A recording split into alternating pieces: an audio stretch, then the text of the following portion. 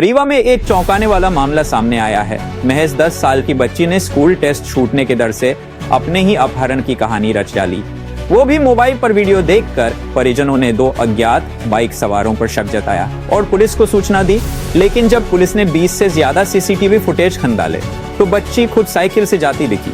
पूछताछ में बच्ची ने बताया उसे डर था कि टीचर डांटेंगे, इसलिए उसने अपहरण की झूठी कहानी गढ़ी। पुलिस ने बच्ची को सकुशल बरामद किया और स्कूल तक पहुंचाया, जहां बच्ची को समझाया गया कि डांट नहीं पड़ेगी। ये घटना न सिर्फ चौंकाने वाली है, बल्कि मोबाइल के गलत इस्तेमाल का भी बड़ा उदाहरण। यूनाइटेड न्यूज ऑफ एशिया के लिए रीवा से आशुतोष द्विवेदी की रिपोर्ट। चोरहटा थाना अंतर्गत दिनांक 4/8/25 को एक फरियादिया हमारे थाने में आती हैं और वो बताती हैं कि हमारी 10 वर्षीय बच्ची जो है उसका 2 व्यक्तियों ने अपहरण किया है।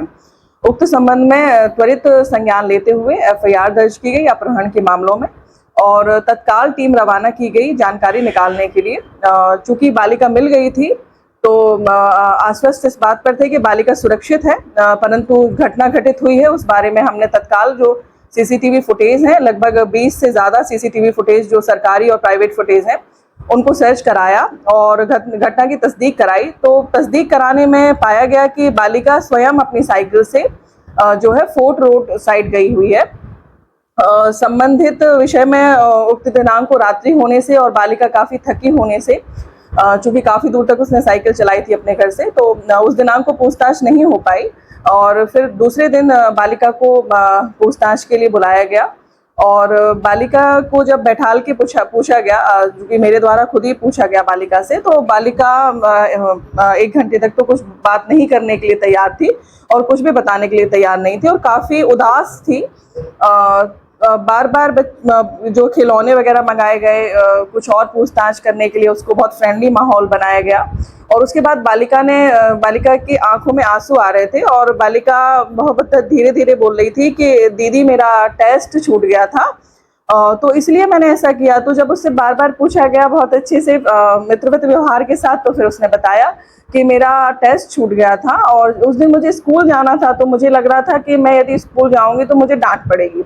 तो जब मैं दूध लेने गई घर से, तो फिर मैंने ये सोचा, क्योंकि मैंने मोबाइल में एक फिल्म देखी थी, उसमें ऐसा ऐसा बताया था, तो मेरे दिमाग में ये था कि मैं यदि ऐसा करूंगी तो फिर स्कूल में मुझे टीचर डांटेंगे नहीं, मुझे सब लोग अच्छे से बोलेंगे कि हाँ ठीक है तुम्हारे साथ ये हो गया, तब हम तुम्हें डांटेंगे नहीं।